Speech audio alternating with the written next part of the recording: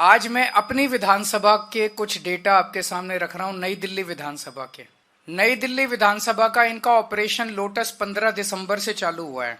15 दिसंबर से आज तक 15 दिन में इन्होंने लगभग 5000 एप्लीकेशन डिलीशन की डाली है। 5000 वोटर्स डिलीट करने की एप्लीकेशन 15 दिन में डाली है और लगभग 7500 एप्लीकेशन इन्होंने एडिशन की डाली है। और मेरी विधानसभा में टोटल वोट 1,06,000 हैं। 1,06,000 में से लगभग 5% वोट ये डिलीट करवा रहे हैं, 7.5% वोट ये ऐड करवा रहे हैं। तो चुनाव कराने का जरूरत ही क्या है? चुनाव बचा क्या उसके बाद? चुनाव तो कुछ नहीं बचा। 12% वोट अगर इधर के उधर कर देंगे तो फिर तो चुनाव कुछ बचा ही नहीं। खेल हो रहा है इस देश के अंदर चुनाव के नाम पे, बदमाशी हो रही है, सरेआम बदमाशी हो रही है।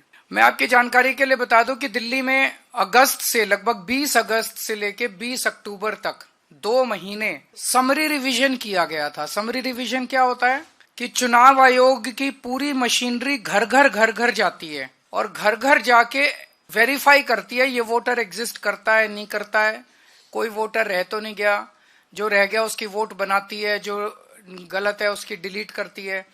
तो उस सारी कवायद के बाद 29 अक्टूबर को चुनाव आयोग ने अपनी समरी रिवीजन के बाद इलेक्शन लिस्ट, वोटर लिस्ट जारी की थी। उसमें उन्होंने कहा था कि नई दिल्ली विधानसभा में 1,06,873 वोट हैं। 1,06,873, लगभग मोटा मोटा 1 लाख मान लो, 1 लाख वोट है। अब उस 1 लाख वोट में ये लोग ये कह रहे हैं कि 5,000 वोट डिलीट करने वाले हैं और 7,500 वोट ऐड करने वाले हैं। तो चुनाव आयोग ने फिर चुनाव आयोग ने 2 महीने क्या किया था? खाक छानी थी पूरी दिल्ली के अंदर जो उन्होंने समरी रिवीजन। तो उनकी समरी रिवीजन क्या गलत थी?